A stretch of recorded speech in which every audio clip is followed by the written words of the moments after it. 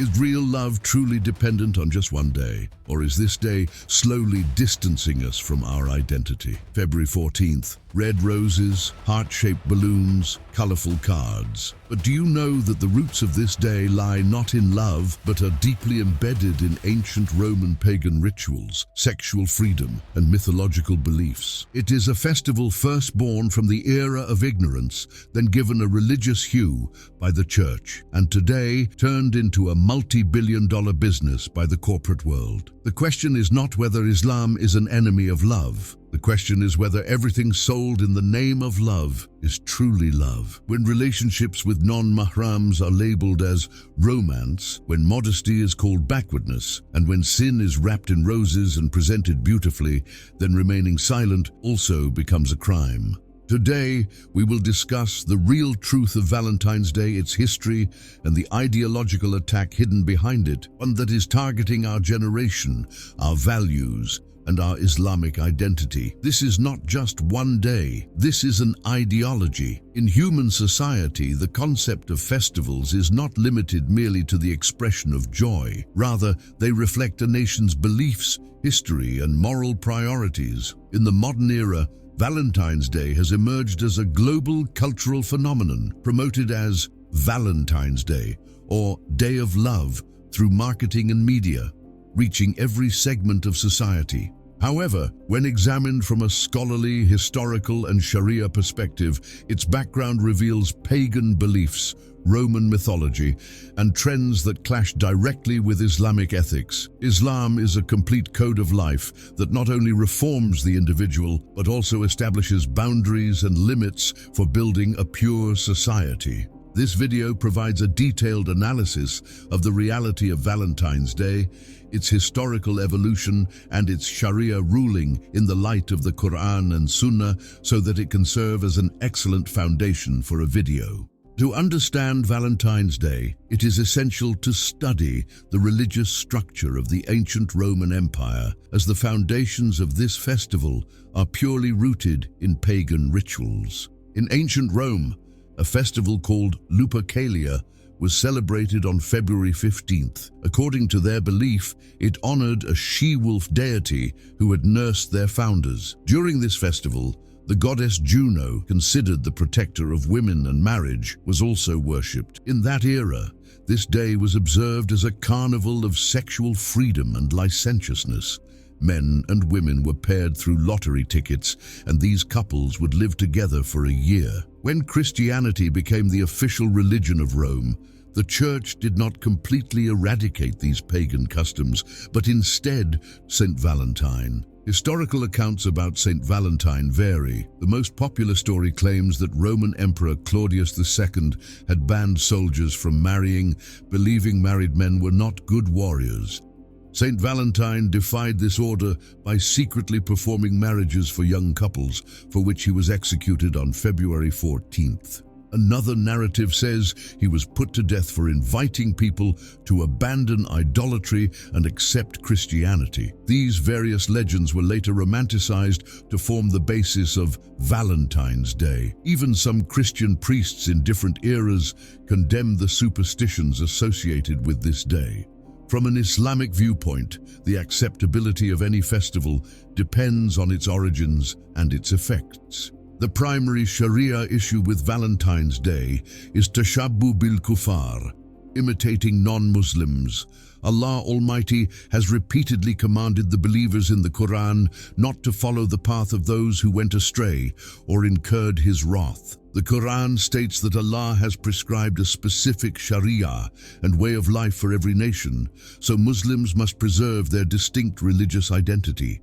A hadith clearly states, "Whoever imitates a people is one of them." According to this principle, scholars unanimously agree that festivals which are religious symbols of another nation or whose roots lie in shirk and innovation are impermissible to participate in or celebrate.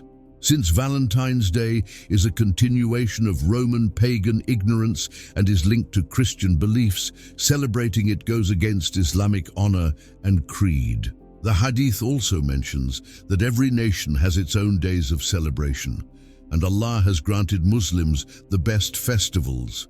Eid al-Fitr and Eid al-Adha, which are perfect alternatives to the festivals of Jahiliyyah. The purpose of prohibiting imitation is to protect the unique civilizational and moral identity of Muslims. When a Muslim celebrates a day specific to another religion, he unconsciously endorses their beliefs and lifestyle. From a jurisprudential standpoint, this imitation can sometimes reach the level of disbelief if done with the intention of honoring their religion, and at other times it is a major sin if limited to customs and habits. Scholars like Imam Ibn Taymiyyah and other major authorities have explicitly stated that exchanging gifts, preparing special foods, or changing one's attire on non-Muslim festivals is forbidden because it promotes their symbols. The soul of Islamic society lies in shame and modesty. Haya is not merely a moral value, but has been described as a branch and part of faith. Allah commands believing men in the Qur'an to lower their gaze and guard their private parts. This is purer for them. The same command is given to believing women to lower their gaze, protect their chastity, and not display their adornment. These injunctions make it clear that Islam desires a society where purity and chastity prevail. A hadith states, "Haya brings nothing but good." The Prophet said, "When you lose haya, then do as you please." This means haya is the final barrier that keeps a person from sin. Festivals like Valentine's Day, which encourage bold interactions between non-mahrams, public displays of affection, and free mixing of men and women, directly attempt to demolish this Islamic fortress of modesty. A hadith Qudsi mentions that the gaze is one of the poisonous arrows of Iblis, and whoever protects his gaze for the fear of Allah, Allah grants him faith whose sweetness he feels in his heart. Valentine's Day becomes a means of embedding this poisonous arrow into the hearts of youth in the name of love. The West and modern media often portray Islam as an enemy of love, but the reality is the complete opposite. Islam is the religion of love, affection, and brotherhood, but it has set pure and responsible boundaries for love. The highest form of love in Islam is attachment to Allah and His Messenger. The Qur'an says the true believers love Allah the most. The Prophet said, "None of you is a complete believer until I am more beloved to him than his parents, his children, and all of mankind." This love is based on obedience and following, which illuminates a person's entire life.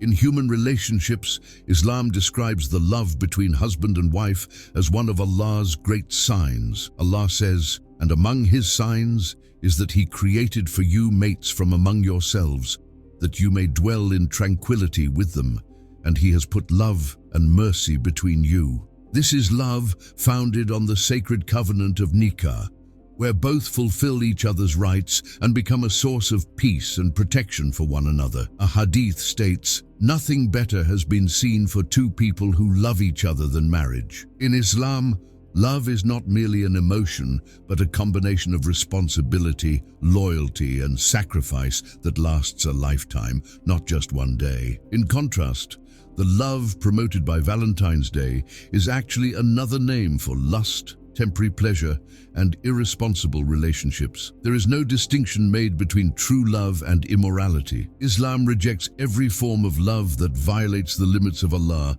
and spreads corruption in society.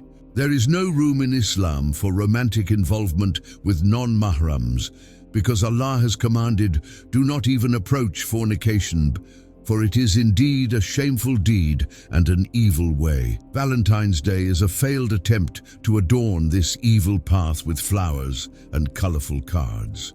The promotion of Valentine's Day owes more to corporate interests than to any cultural invasion. It has been popularized as consumer culture to generate billions of dollars in business.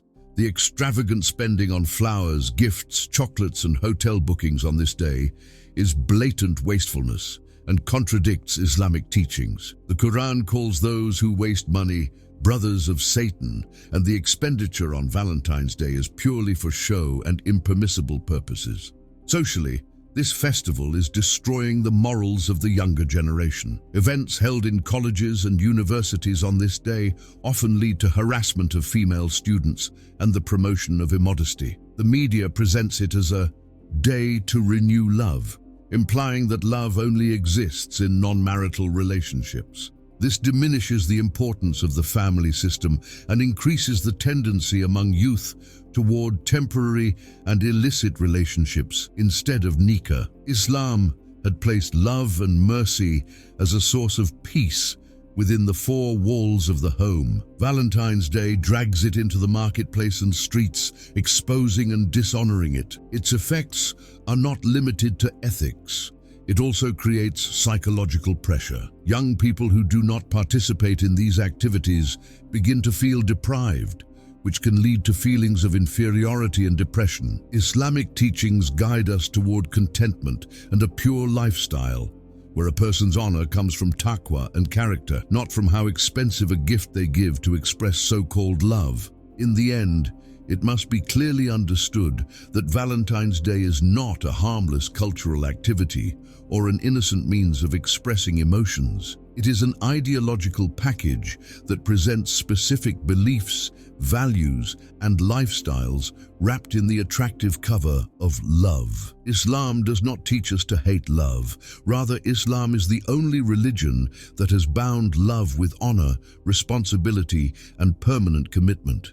This is the love that is born not from desire, but from taqwa, that is established not on a single day's gift, but on a lifelong covenant. The love promoted by Valentine's Day is temporary pleasure, emotional weakness, and irresponsible attachment. Love without promises, without boundaries, and without concern for consequences. This is why this day has become a serious threat to the Islamic concept of haya, the strong foundation of the family system and the moral balance of the younger generation.